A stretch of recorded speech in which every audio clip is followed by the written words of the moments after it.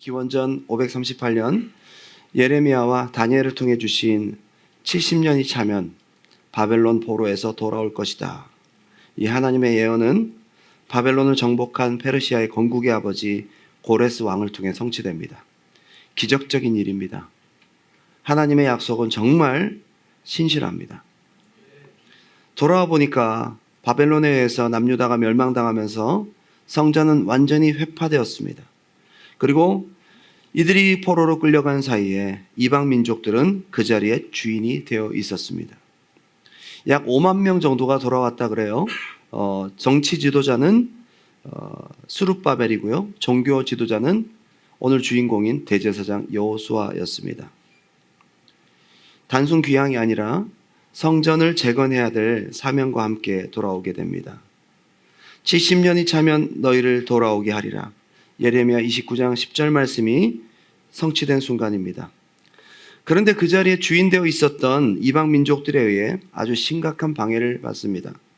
고레스 왕의 아들 캄비세스 2세가 이제 이 원정을 나가고 영토를 확장하고 있는 때에 이들은 편지를 쓰고 뇌물을 쓰고 이 왕을 찾아가서 이 유다 민족들이 독립을 하려고 성전을 세우려 한다. 성전을 세우면 페르시아를 반드시 대적할 거다. 이런저런 이유를 들면서 왕에게 상소합니다.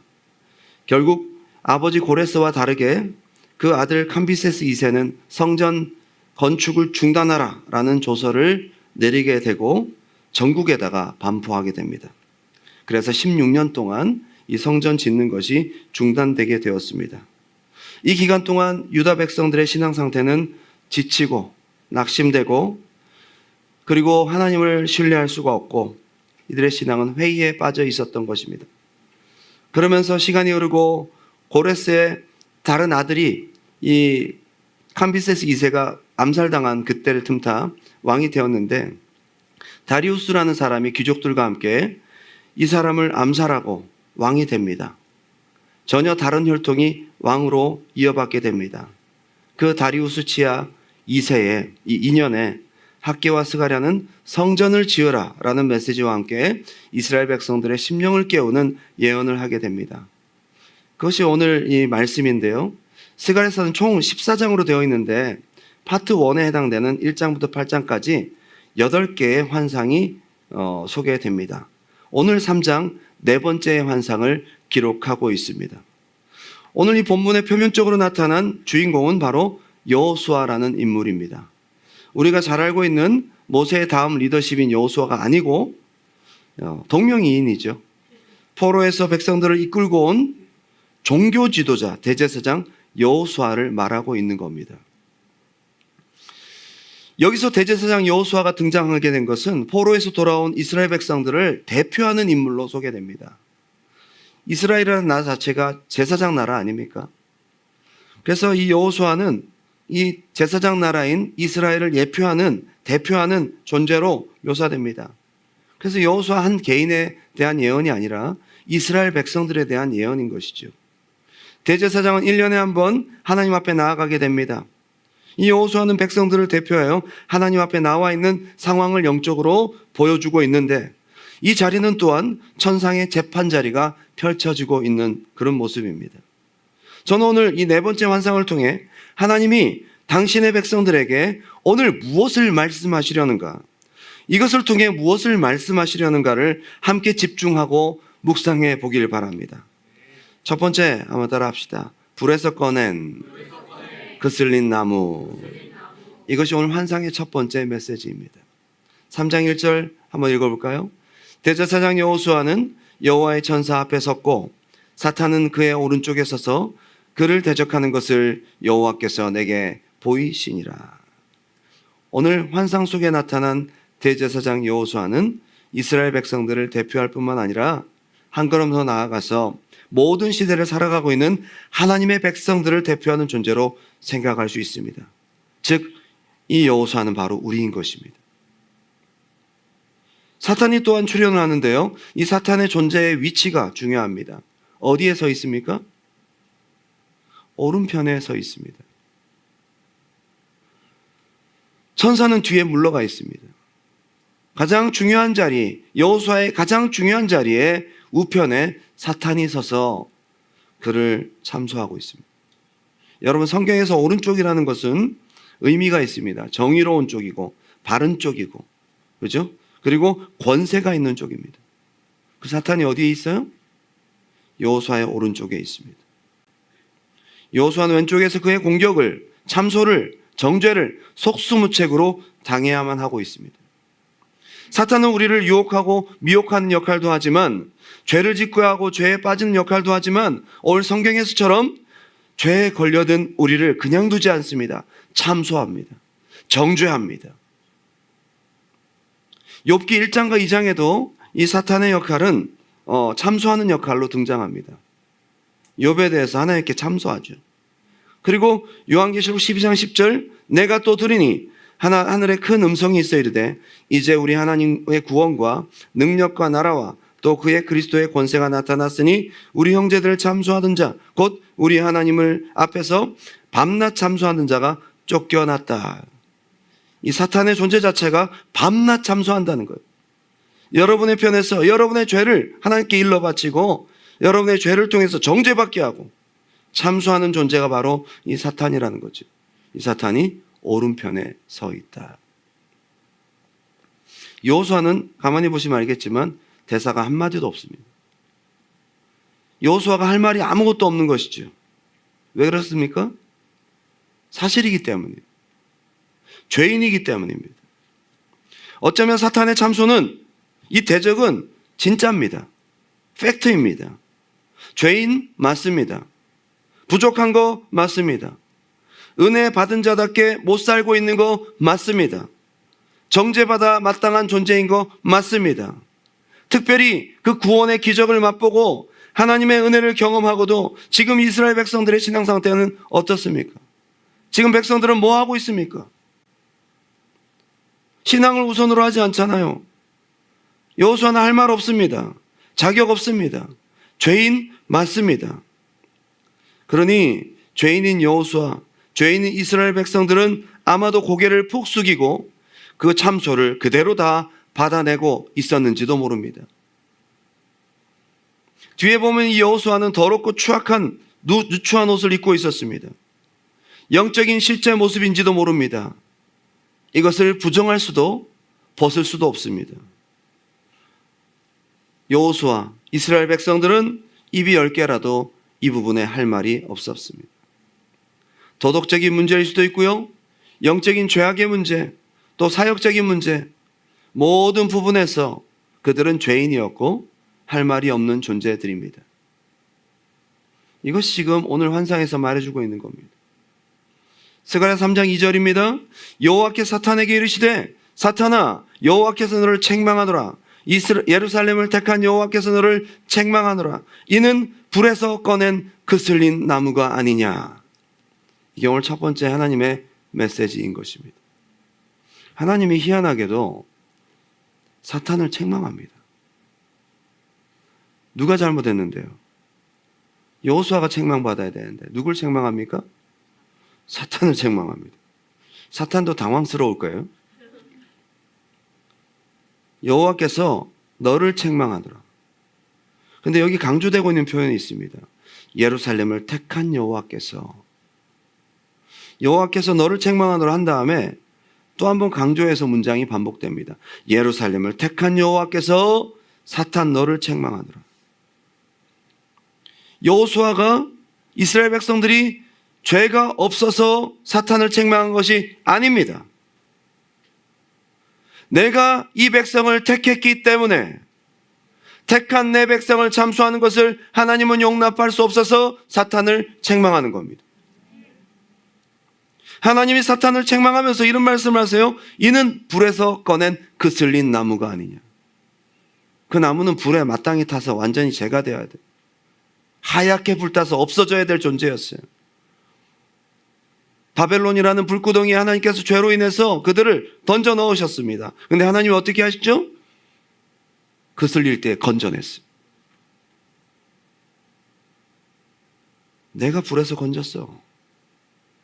내가 얘 죄인인 거 알아. 내가 마땅히 불에 다 타서 멸망해야 될 존재인 그를, 이 백성을 내가 건졌어. 내가 은혜 베풀었고 내가 건졌다. 내가 구원했다. 이게 하나님의 첫 번째 메시지입니다. 여러분, 다시 얘기합니다. 이스라엘 백성들이 죄가 없었어일까요? 아닙니다. 여기서 하나님이 사탄을 책망한 이유는 뭐냐? 내가 택했기 때문에, 내가 사랑해서 구원했기 때문에, 내가 택했고 내가 사랑했고 내가 구원한 내 백성이기 때문에 내가 너를 책망한다. 사탄의 참소를 일식간에 하나님께서 무너뜨리고 그 입을 다물게 한 힘이 뭡니까? 하나님이 그래도 사랑하셔. 하나님이 택하셨어. 하나님이 은혜를 베푸시고 건지시고 끝까지 버리지 않는 내 백성이야. 요한일서 2장 1절입니다. 나의 자녀들아, 내가 이것을 너에게 쓰면 너희로 죄를 범하지 않게 하려 함이라. 만일 누가 죄를 범하여도 아버지 앞에서 우리에게 대언자가 있으니 곧 의로우신 예수 그리스도시라. 그는 우리 죄를 위한 화목제물이니 우리만 위할 뿐 아니요 온 세상의 죄를 위하심이라. 역시 법정 재판의 모습입니다. 사탄은 참소를 하고 율법은 우리를 죄인이라고 공개합니다. 하나님은 법대로 심판하셔야 될 판사, 재판장이십니다. 근데 여기 대언자라는 표현이 있어요. 법적 용어입니다. 변호사입니다.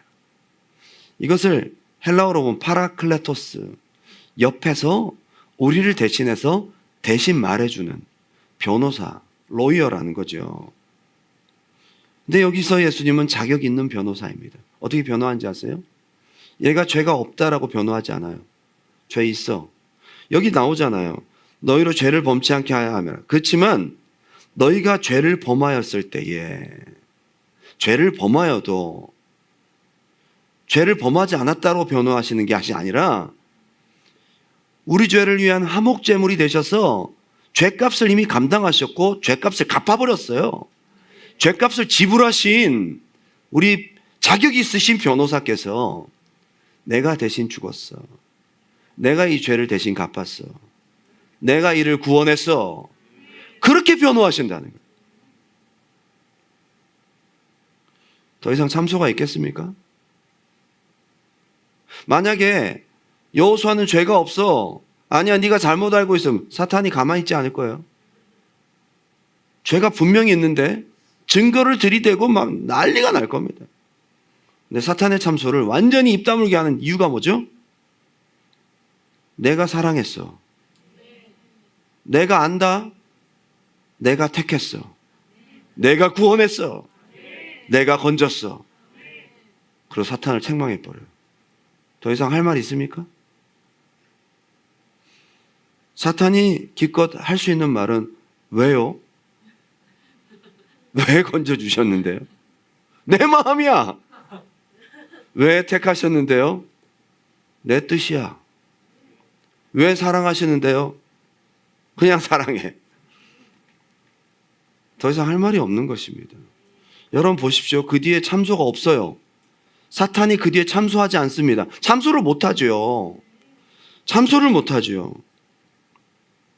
하나님의 변호의 접근 방식은 사탄이 아무 말 하지 못하도록 하시는 것입니다. 오늘 사탄의 참소를 받고 계신, 혹 여러분 생각 속에서 이 참소가 여러분 속에서 떠오르시는 분들이 있다면 오늘 이 말씀을 붙드시기 바랍니다. 이렇게 여러분 변호하십시오. 하나님이 하시고자 하는 말씀을 그대로 하십시오. 그래도 하나님이 날 택했어. 그대로 하나님이 나를 구원하셨어. 그래도 하나님이 날 버리지 않으셔. 모르겠어 나도. 근데 하나님이 나를 영원히 함께 하셔. 하나님이 나를 값주고 사셨어. 이 모든 죄를 다 알고 계심에도 불구하고 하나님은 이 죄책을 다 갚아주셨어. 할 말이 없는 거죠. 사탄은 더 이상 참소가 없겠지만 약오르겠죠. 왜 쟤만 저렇게 사랑하시는데요? 할 말이 없습니다. 사탄은 팩트를 말하는 것이고 하나님은 그래도 내가 사랑해서 건진 사람이다라고 얘기를 합니다. 정죄와 팩트와 죄로 인해 마땅히 받아야 될 형벌, 이 죄책은 하나님의 끝없는 은혜와 하나님의 무조건적인 선택 앞에 무용지물이 됩니다. 여러분, 정죄를 이길 힘, 심판을 이길 힘은 바로 하나님의 은혜, 하나님의 사랑. 우리 지난 삶을 돌아보면 떳떳하지 않죠. 누구나가 다 마찬가지입니다. 아무리 믿음 생활 잘한 사람이라도요, 이제 이 생의 삶이 끝나고 주님 앞에 가게 되면 두렵습니다. 그렇죠? 이건 죄인인 인간이 가진 본능입니다. 죄 없으신 하나님을 만나는 것이 두려운 거예요. 아무리 믿음 생활 잘한 사람도 똑같아요. 삶을 돌아보면 잘한 건 생각이 안 나고 죄밖에 생각이 안 납니다. 그런데 우리가 담대하게 나아갈 수 있는 이유는 한 가지입니다. 한 가지. 우리가 좀 그래도 죄가 이만큼이지만 잘한 게 좀 이만큼이라 했으니까 아니요, 그건 아니고 한 가지밖에 없다니까요. 이런 죄인인 나를 하나님이 사랑하셨다. 이런 죄인인 나를 하나님이 선택하셨어. 여러분, 하나님은 모든 것을 아십니까? 모르십니까? 만세 전부터 우리를 선택하셨대요. 그럼 만세 전부터 선택하셨다는 것은 우리가 태어날 것도 아셨고, 우리가 지을 죄도 아셨고, 죽기 직전까지 지을 죄도 다 아셨다고. 여러분, 지금 여러분이 그 모양으로 사는 거 다 아시고 죄송합니다. 여러분이 그렇게 사시는 거 다 아시고도 구원하셨어요. 할 말 있어요? 모르겠어요. 나중에 우리가 하나님 앞에 가서 물어봐야 될 문제죠. 그때는 이해를 하겠죠. 그죠? 여러분이 이런 모습으로 살 모습들을 다 아시고 감안하시고 묻지도 따지지도 않으시고, 하나님은 무슨 뜻에서인지 여러분들을 만세전부터 택하시고 구원하셨고 취소되지 않는 하나님의 사랑을 영원히 가지고 계십니다. 사탄의 참소를 무참히 짓밟아버리는 강력한 하나님의 변호의 근거는, 한번 따라 합시다. 한량없는 은혜, 조건 없는 선택, 영원히 변개치 않는 하나님의 사랑인 것입니다. 이게 논리적으로는 말이 안 되죠. 그죠? 예, 죄 지었습니다. 예, 반드시 마땅히 죄를, 그거 받아야 되는 거 아닙니까? 죄책을 받아야 되는 거 아닙니까? 그러면 그 죄에 대해서 변호해 주시는 것이 아니라 하나님의 변호의 방식은 전혀 다른 방식이에요. 약간 무대뽀 같은, 그죠? 내가 얘를 건져서. 근데 사탄이 할 말이 없는 거예요. 그래서 여기서 주는 메시지가 있습니다. 그러니 너희가 다시 일어나서 다시 힘을 내서 내 사명을 감당해라. 성전을 건축하라. 기죽지 말고 정죄받지 말고 난 안 된다고 자격 없다고 고개 숙이지 말고 다시 일어나 회복하여 내 뜻을 감당해라. 여러분, 이것이 바로 하나님의 사명을 감당할 힘입니다. 직분을 감당할 힘입니다. 주님의 일들을 행할 힘입니다. 율법을 지키라고 하는 것은 그 뒤에 나오잖아요. 여러분, 우리 그리스도인들의 힘이 뭐죠? 하나님 나 사랑하셨어. 우리가 예배할 수 있는 힘이 뭡니까? 하나님 나 같은 죄인을 살려주셨어. 지난 한 주간만 보더라도 우리가 죄 가운데 살았잖아요. 우리가 예배하고 찬양할 자격이 참 어떤 때는 부끄럽죠. 원망하고 하나님 기뻐하시는 삶을 살지 못했는데 와서 찬양하려니 얼마나 겸연쩍고 여러분 어색하고 어울리지 않는, 내 입술에 어울리지 않는. 근데 무엇이 힘입니까? 내 행위가 아니라고요. 야, 근데 하나님 나 같은 걸 왜 사랑하셨지? 나를 사랑하셔서 오늘 부르셨잖아. 나 같은 것에 예배를 왜 받으시지? 하나님 왜 나를 건져주셨지? 나를 왜 나를 위해서 왜 죽으셨지? 이것이 나도 모르는 힘이 되어, 그렇죠? 하나님께 담대히 나아갈 수 있는 능력이 되라는 거예요. 할렐루야. 이 아이덴티티가 여러분들에게 있기 바랍니다. 불에서 꺼낸 그슬린 나무, 이 표현을 아주 즐겨 사용했던 사람이 감리교의 창시자 요한 웨슬레였어요. 이분이 6살 때 집에 불이 났대요. 6살 아이가 2층에서 나무로 만든 집에서 막 불이 활활 타는 데서 꼼짝없이 죽게 생겼어요. 그 집이 폭삭 가라앉기 직전에 이웃집에 살던 사람이 뛰어들어서 이 아이를 안고 2층에서 뛰어내렸어요. 물론 부상은 당했겠죠. 이 아이는 그래서 살았습니다.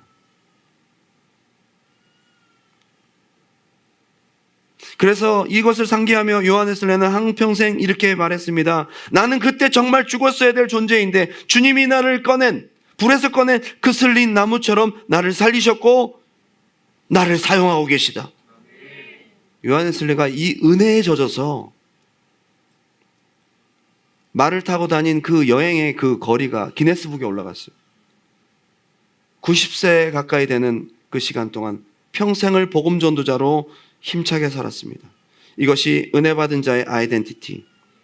이 확신으로 사시는 여러분 되시길 바랍니다. 할렐루야. 우리가 기뻐할 것이 뭐가 있어요? 이 세상을 살아가면서 웃을 일이 별로 없어요. 우리를 웃게 하고 우리를 기쁘게 하고 우리를 살아갈 힘이 있게 만드는 그리스도인들의 아이덴티티는 뭐죠? 나는 죄인이고 영원히 죽을 수밖에 없지만 하나님이 나를 너무 사랑하셔. 하나님이 나를 건져주셨어. 이 모든 죄를 위해서 나를 위해서 죽어주시고 이 구원은 절대로 취소되지 않아. 하나님이 나를 영원히 함께 하실 거예요. 오늘 이 메시지가 여러분에게도 잘 박힌 목과 같이 새겨지기를 주님의 이름으로 축원합니다. 두 번째 이 환상의 메시지는요, 한번 따라합시다. 내가 내게 아름다운 옷을 입히리라. 3장 3절입니다. 여호수아가 더러운 옷을 입고 천사 앞에 서 있는지라. 예, 사탄이 했던 말이 맞았어요. 참수하고 정죄받을 만합니다. 옷을 입고 있는 걸 보십시오. 옷은 행위를 말하잖아요. 더러운 옷을 입고 있습니다. 하나님 앞에 설 수 없어요.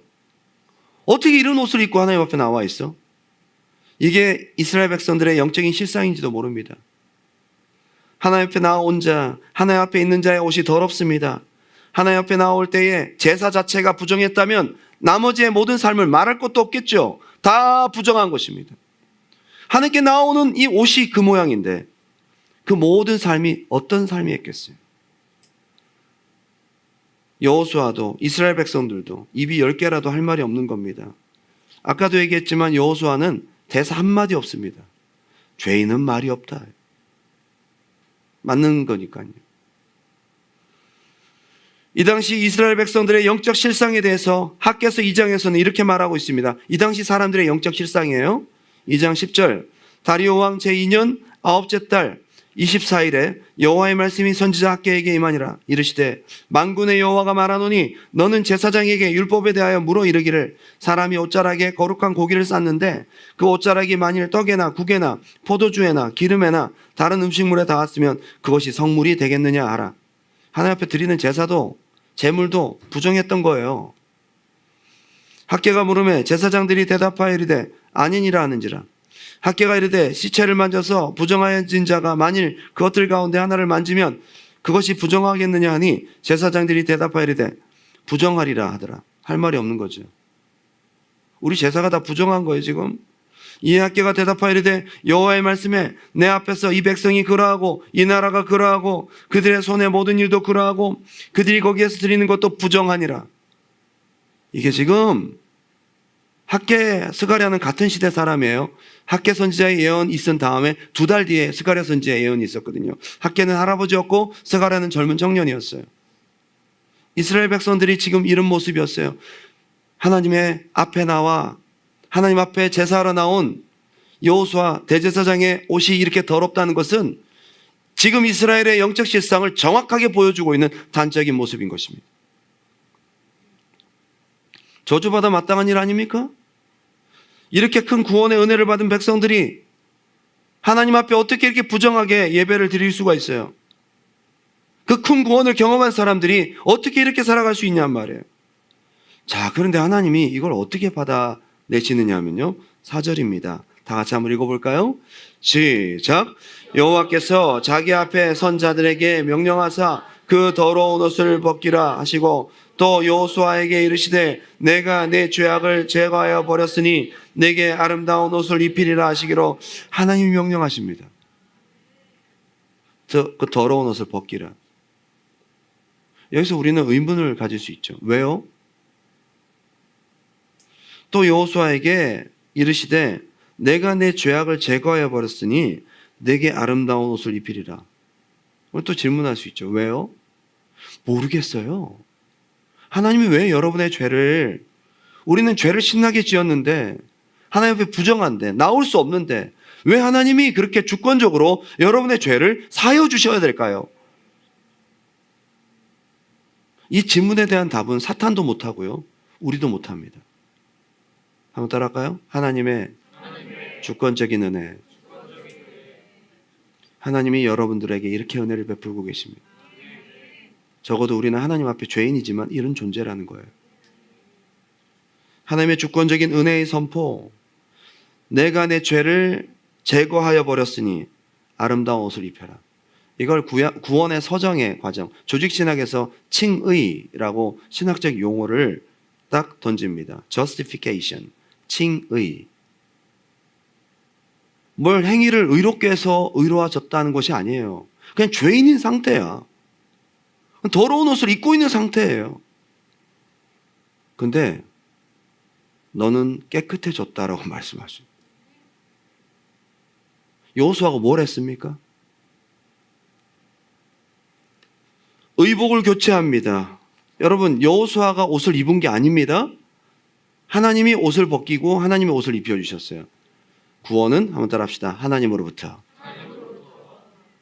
모든 의는 하나님으로부터입니다. 여기서 저는 다시 생각합니다.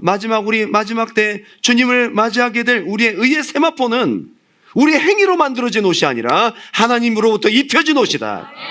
할렐루야. 자격 없지만, 우리는 죄인이지만 다시 오실 영광의 주님을 맞이할 유일한 자격은 하나님의 은혜라는 거예요. 로마서 8장 31절. 그런즉 이 일에 대하여 우리가 무슨 말하리요? 만일 하나님이 우리를 위하시면 누가 우리를 대적하리요? 자기 아들을 아끼지 아니하시고 우리 모든 사람을 위하여 내주시니가 어찌 그 아들과 함께 모든 것을 우리에게 주시지 아니하시겠느냐? 누가 능히 하나님께서 택하신 자들을 고발하리요? 의롭다 하시는 이는 하나님이시니. 오늘 이 스가랴 3장의 말씀을 정확하게 연결시키는 말씀은 바로 이겁니다. 누가 정죄하리요? 죽으실 뿐 아니라 다시 살아나신 이는 그리스도 예수시니 그는 하나님 우편에 계신 자요 우리를 위하여 중보하시는 자시니. 누가 우리를 그리스도의 사랑에서 끊으리요? 환난이나 공고나 박해나 기근이나 적신이나 위험이나 칼이라. 눈에 보이는 것이든 보이지 않는 것이든 우리를 하나님에게서 끊어낼 것은 아무것도 없다. 스가랴 3장 5절 다 같이 한번 읽어보겠습니다. 시작. 내가 말하되 정결한 관을 그의 머리에 씌우소서 하며 곧 정결한 관을 그 머리에 씌우며 옷을 입히고 여호와의 천사는. 여기 정결한 관을 씌웁니다. 옷을 입힐 뿐만 아니라 이 관이라는 것은 여호수아의 머리에 씌우는데 대제사장이 쓴 관은 여호와께 성결이라는 패를 붙이게 되어 있어요. 사명의 회복입니다. 사명의 회복입니다. 그리고 영적 권위의 회복입니다. 영적 권위의 회복입니다. 여러분, 이 모든 과정에서 여호수아가 한 게 뭐가 있는지를 보십시오. 참소 앞에서도 변명 한마디 못하고요, 하나님 앞에서도 아무것도 할 수 없는 여호수아는 굉장히 수동적인 입장일 수밖에 없습니다. 이게 우리의 모습인 거예요. 더 중요한 것은 그 뒤부터 사탄의 존재는 없어졌어요. 사탄이 어디 있어요? 없어요. 하나님 은혜로 입혀주신 의로움, 하나님이 선물로 부여주신 영적 권위와 회복, 특별히 하나님은 사탄의 참소에 대해서 책망으로 끝나는 것이 아니라 그가 참소했던 참소의 원인 자체를 해결해 버렸어요. 할렐루야. 참소의 원인인 죄 자체를 다 해결해 버렸어요. 그리고 중요한 것은 여기 가만히 보십시오. 전 묵상하면서 다시 깨달았는데요, 천사의 위치가 딱 바뀌어요. 천사가 뒤에 있다가 어디로 오죠? 옆으로 딱 와요. 그 자리는 사탄이 있던 자리였어요. 사탄이 떠나간 거예요. 거기에 천사가 옆에 딱 섭니다. 오른편은 권위의 자리, 능력의 자리, 옳은 자리. 이제부터 권위를 회복한 하나님의 자녀로서 살아가게 됩니다. 여호수아가 한 것은 아무것도 없습니다. 이제 더 이상 정죄도 없고 하나님의 권세와 힘과 능력과 믿음의 권능만이 나타날 뿐입니다. 이것이 하나님 백성들이 가져야 될 아이덴티티. 그래서 그 힘으로 사명을 감당하는 겁니다. 그래서 하나님의 성전 건축, 하나님의 나라를 돌아온 포로 백성들에게 요구하시면서 주신 힘은 뭐냐 하면 너희는 사랑받은 내 백성이다. 택함받은 나의 백성이다. 너희 죄는 사하여졌다. 너희 죄를 다 용서했다. 그러니 힘을 내어서 다시 사명을 감당하라. 여러분, 우리의 아이덴티티는 하나님의 은혜 받은 자. 할렐루야. 이것이 힘인 줄 믿습니다. 신앙생활하고 믿음생활하다가 힘이 빠질 때가 있습니다. 직분 감당하다가 못하겠을 때가 있습니다. 하나님 맡기신 사명을 도저히 감당할 힘이 없을 때가 있습니다. 그 힘의 회복은 어디서부터일까요? 오늘 다시 회복하시기를 주님의 이름으로 축원합니다. 여러분의 기도할 힘, 예배할 힘, 사명 감당할 힘, 이 힘은 뭘까요? 우리 크리스찬들의 힘은 뭘까요? 우리의 가장 강력하고도 유일한 힘은 뭐냐면 하나님이 나를 구원하셨어. 하나님이 나를 선택하셨다.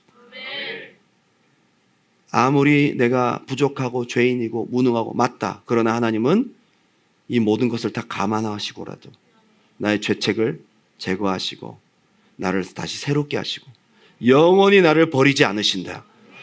이것이 우리의 힘입니다. 이 힘으로 살아가는 저와 여러분이 되기를 주님의 이름으로 축원합니다. 저는 처음에 구원의 은혜를 맛보고 구원의 감격 가운데 젖어 살 때가 있었습니다. 지금도 그 구원의 기쁨과 감사함으로 살아가고 있지만 처음 너무너무 감사하고 신기한 것은 야, 하나님이 어떻게 나를 인생의 바닥에서 만나주셨을까? 어떻게 하나님이 나를 구원하셨을까? 나도 내가 싫은데 하나님은 왜 나를 사랑하시지? 하나님의 사랑을 확인하고 난 다음에 길거리 가면서도 웃음이 납니다. 자다가도 일어나서 난 지금 죽어도 천국이. 이게 내 삶을 지탱하는 힘이에요. 여러분에게도 그것이 힘이 되길 바랍니다. 할렐루야. 스가랴 3장 6절입니다. 여호와의 천사가 여호수아에게 증언하여 이르되 만군의 여호와의 말씀에 네가 만일 내 도를 행하며 내 규례를 지키면 내가 내 집을 다스릴 것이요 내 뜰을 지킬 것이며 내가 또 너로 여기 섰는 자들 가운데 왕래하게 하리라. 여기서 여러분 순서를 가만히 보면 옷을 갈아입히기 전에 이 다짐을 받아내야 되는 거 아니에요? 더러운 옷을 입고 있을 때 자, 내가 이번에 한 번 더 기회를 준다. 너 지금 사탄의 참수를 받아 지금 다시 불구덩이에 들어가는 게 마땅해. 근데 너 지금 여기서 확답을 해. 내가 지금 생각이 좀 바뀔 수 있어. 너 똑바로 할 거야 앞으로? 옷도 이렇게 더럽힐 거야? 또 이렇게 너 살 거야? 또 앞으로 또 이렇게 반복할 거야? 안 하겠습니다. 확답을 원하는 거. 진짜지? 도장 찍어. 그리고 자, 새 옷을 가져와라. 더러운 옷을 가져가라. 이게 순서잖아요. 얘가 앞으로 어떻게 또 옷을 더럽힐지 어떻게 알아요? 이 옷이 다시 더러워진다는 것은 기정사실이 될 수 있어요. 그렇죠? 지금까지도 옷이 더러웠는데 새 옷을 입히면 이 옷이 앞으로 또 더러워질 수 있지 않겠어요? 그렇게 다짐한 뒤에 조건을 달고 새 옷을 입히신 게 아니라 변호해 주시고 새 옷을 입혀 주시고 거룩한 간을 씌워 주시고 그 뒤에 규례와 법도를 지키면 내가 너와 늘 함께 할 거야. 얘기를 하십니다. 하나님이 베푸신 주권적인 죄사함의 은혜와 은총은 절대 조건적이지 않다는 거예요. 계산적이지 않다는 것입니다. 잘하면 해준다는 어떤 그런 감안을 하지 않았어요. 한번 따라할까요? 하나님의 은혜는 주권적이고 무조건적이다. 앞으로 여러분들이 오늘 다짐하고 눈물을 흘리고 주님 그러고 내일 또 회개할 짓을 또 할 수도 있습니다. 근데 하나님께 나올 때마다 죄사해 주시는 거예요. 얼마나 감사합니까? 이후에 하나님이 약속을 주십니다. 곧 메시아 언약입니다. 내 종 싹을 보낼 거다. 싹은 메시아를 말합니다. 그리고 돌에 7눈이 있습니다. 반석이신 메시아를 상징하는데요. 7눈은 뭡니까? 사탄보다 죄를 더 많이 찾아내는 7은 완전 숫자죠. 우리의 죄를 속속들이, 우리의 모든 것들을 속속들이 다 보고 계신 눈을 말하는 거예요. 사탄보다 더 많이 알고 계세요. 근데 사탄의 눈은 우리를 기소하기 위한 눈이고요. 죄를 발견하는. 이 눈은 우리의 죄를 다 찾아내서 결국 메시아가 하는 일이 뭡니까? 당일에 너희 모든 죄를 없앨 것이다. 우리 죄를 발견해내요. 그래서 다 없애기 위한, 우리를 살리기 위한 눈이다 이 말입니다.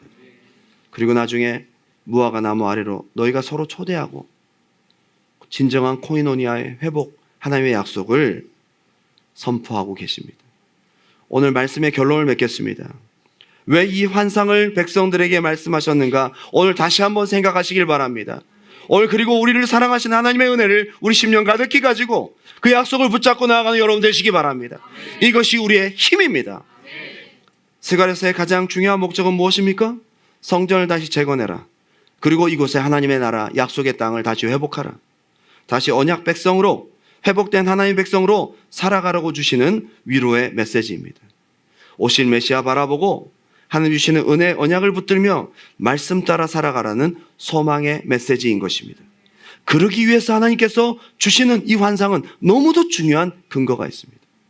이렇게 주의 뜻을 따라 살아갈 수 있는 힘이 뭡니까? 한번 따라할까요? 가슴에 손을 대고 하나님이 나 같은 죄인을 살려주셨다. 하나님이 나를 끝까지 버리지 아니하시고 사랑하신다. 할렐루야. 여러분의 구원은 취소되지 않습니다. 만약에 죄를 지을 때마다 하나님이 저를 얘를 놔둬 마라, 이름을 지워 마라 라고 고민을 하셨다면 저는 하루에도 수십 번 구원을 취소받을 가능성이 있었을 겁니다. 근데 하나님은 여러분의 한 번 기록된 생명록의 이름을 지우지 아니하시고 끝까지 사랑하시는 은혜의 하나님이십니다.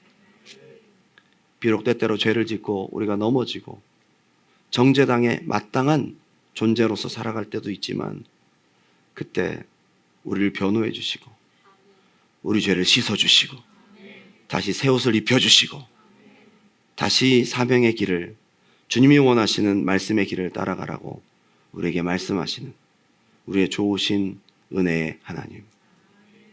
오늘 그 하나님으로 회복되는 이 예배가 되시기를 주님의 이름으로 축원합니다. 그리고 힘으로 여러분 앞으로 살아가고 내게 맡기신 직분 감당하고 주를 위해 살아갈 수 있는 하나님의 아름다운 뜻을 이루는 여러분의 힘 있는 은혜의 삶이 되시기를 주님의 이름으로 축원합니다.